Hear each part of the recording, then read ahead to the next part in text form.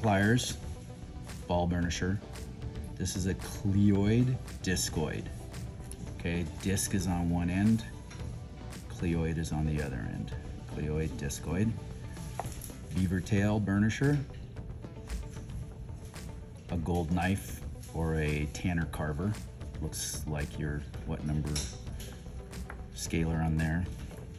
And then a Hollenbeck carver, amalgam condenser, amalgam carrier. You can have a wedge, matrix band, and make sure it's clamped, your well, and your amalgam. Two different ones we have here. Okay. So, kind of to go over this, make sure that you are one tooth behind if possible, 2 teeth in front. That just gives you plenty of free working space is the big thing, what you want there, okay? All right, so with this matrix band, I call this smile down in relation to the gums, smile up in relation to the gums, okay?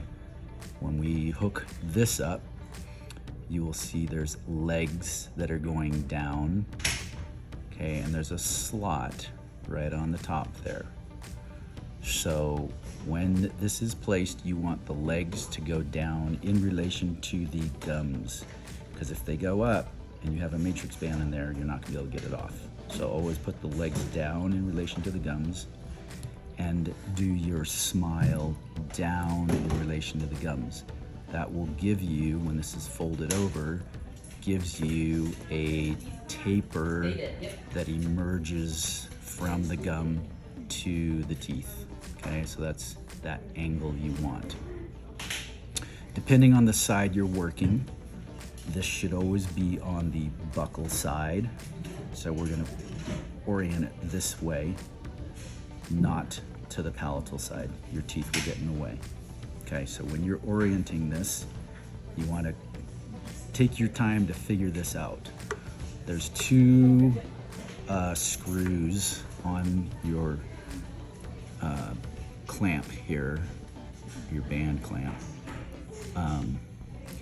One is the long one, which moves this up and down, and that's gonna tighten it.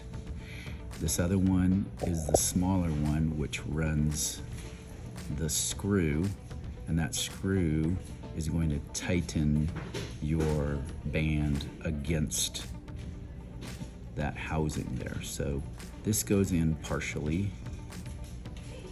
okay, and then this you're gonna fold over. And there's also slots on the side here when you orient this. So when you put this in, we're gonna put this for the buckle to be this way, which means the band is gonna go this way. You guys will take some time to figure this out. Okay, so your taper is gonna go the same direction as the legs are. So you can see that taper is congruent with that. I'm gonna slide this in that slot, okay? And depending on if you are working right or left, you're gonna swing this one way or the other way, like that, okay? So you'll see, I'm gonna swing it this way, okay? And you just push that down and tighten, kind of hold this, tighten the small screw. You want to tighten that hard so that, that'll go in. This one's not. Okay, there it goes. There it goes. So that will hold it rigid. If you don't get that small one in there, this will pull out, okay? Then you're gonna flip this so that, again, legs are down in relation to your gum. Now I'm on the buckle, so I've got this the correct way. If it doesn't go this way, flip it over. Okay. And what I like to do is, this Hollenbeck's good, but are the beaver tail. I just go in here and widen this, because you can see this isn't going to go easily over that. So if we just go like this and kind of burnish this out, okay, it'll flatten that. That makes a much bigger space there. And now that will go over very easily. Okay, and just slide that down. Okay, and you're going to take your wedge from the buckle and make sure your wedge is tapered up. Okay, so if you look at that shape there, it's going up in the triangle, which is going to slide right into this slot right here. You can tell this tooth is going to be, I have a big space here.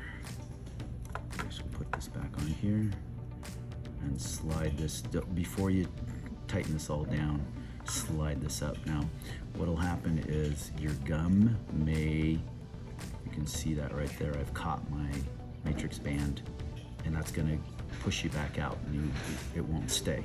So what you should do is kind of put it in and then tip it down so it goes back up, and then you'll clear that and then push that through. Okay. Now once that's in there, you can do the long one, and this will tighten it up against it. Okay. And it will also hold your wedge in place there. Okay. So you should be able to tighten that in. If it's done properly, it will be tight. Otherwise, if you didn't get this screw tight enough, you're going to keep turning it and it's going to come all off. So be sure you get that one tight enough. If you have too big a space, you could put another wedge from this side to keep the gap.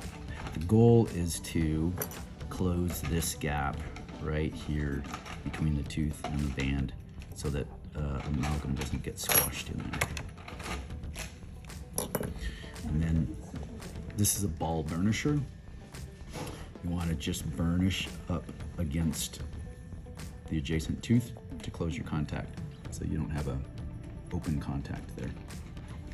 Okay. All right, set at 8 seconds.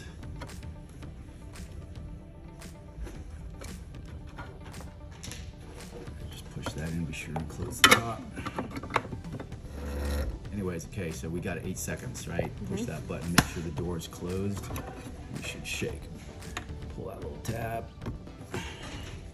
Twist this. You're gonna get a nice little pellet right there. That's your amalgam. Okay. There's a large end, a small end on here, and you will see you want to get kind of what's appropriate for that space there. And with this, you kind of just push down against here. Okay, I'm not pushing on that little handle yet because I want to load that. I'm going to load amalgam right there.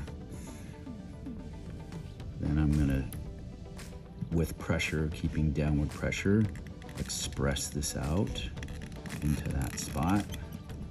Okay, that's going to load amalgam into there. You use your condenser. These are amalgam condensers, and condense against all your walls so that you're closing those gaps. I'm just going to condense this. It'll squeak. That's the fun thing about amalgam. You can switch to the larger end, which will load faster, and just start filling this up.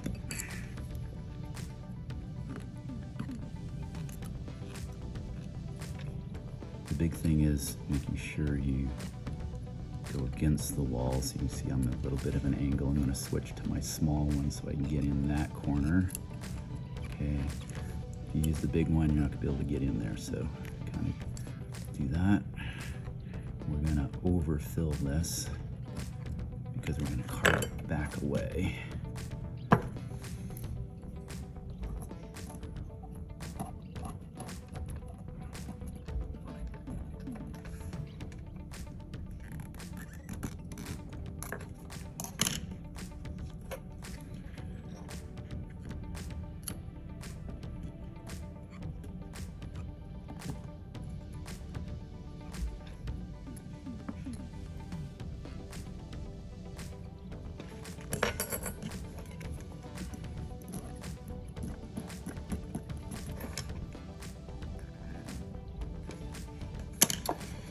Use this opposing tooth as a reference as far as how much to fill over. You don't want to go over the edge of that matrix band.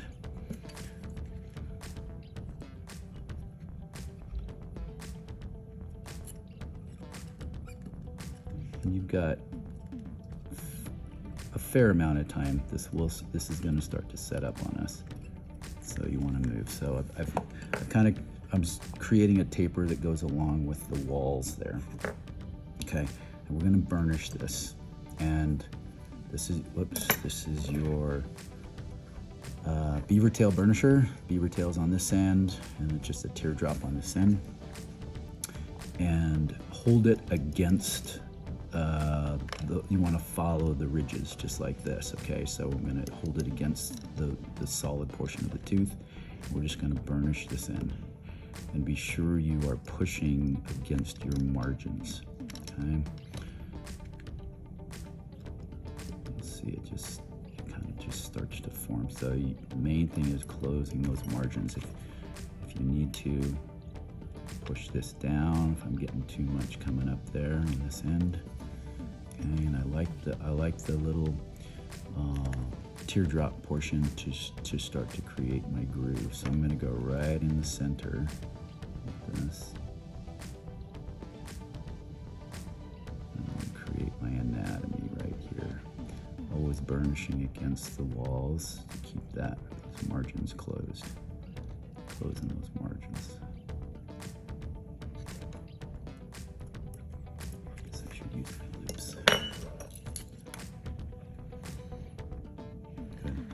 Okay, this is your Hollenbeck, and this is a carver that you're going to use. So create your embrasure here. You're just going to use that tip so that your floss will go through there. Okay. You can use this. You can also use, I'm a little shy. I can see I'm a little shy on here, so I'm going to add a little more of this on here. This wall right here. Oops.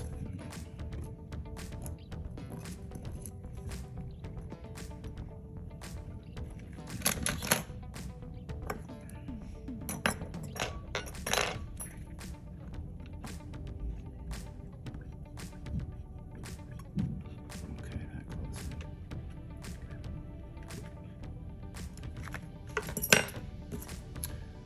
This is a cleoid discoid.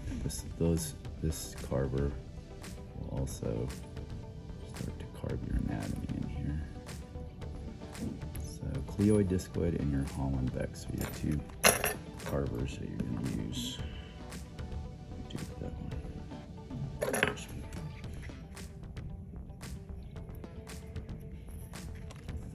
I'm going to turn this, dump this out. Ideally, you'd have some suction in here.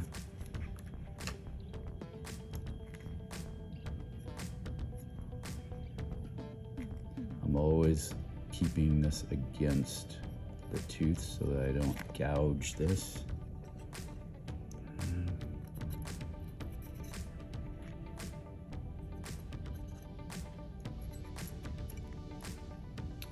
This maxillary molar doesn't have a lot of anatomy, so we don't have to put a lot in there.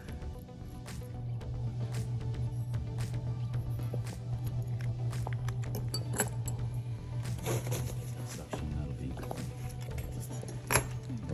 Or a wet pellet or something like that would be good. Okay. We're good. Okay, just embrace erasures is the big thing. Make sure you're good on that. And then the last little burnish on here, just to kind of smooth out all of that.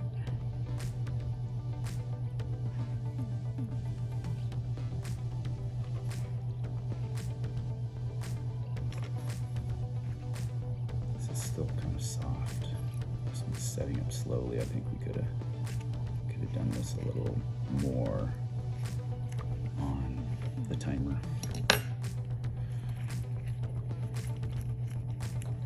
Okay, we're gonna reverse this process out. Hold on to your band, lift that off. So if you've done that properly, that'll lift off. If you've got it the wrong way, it's not gonna lift off. Okay, keep pulling that, and then push your wedge out. And then start with the side that does not have the amalgam in it on a class 2. When you get to this part, slide it side to side to get it to come out. Some of these will be pretty tight. So I do have a large opening here because this tooth is so far away from here, but if this was, say, like a mandibular, that should be closed there, okay? But that's fine. So the big thing here is the walls should be about the height of this adjacent tooth. You don't want it way high, you don't want it way low. You want this rounded like that, and you can use your Hollenbeck right here to get any side flash that's on here, okay? Or if it's started to get hard, you can use your Tanner carver and do the same thing and cut that. That's those overhangs you get with your patients that your floss catches on. All right, just get some of those crumbs off of there. That's an unpolished amalgam that's going to continue to set up, and then when we polish that, we should be good. You should be able to take your piece of floss and floss through there. Make sure you don't have any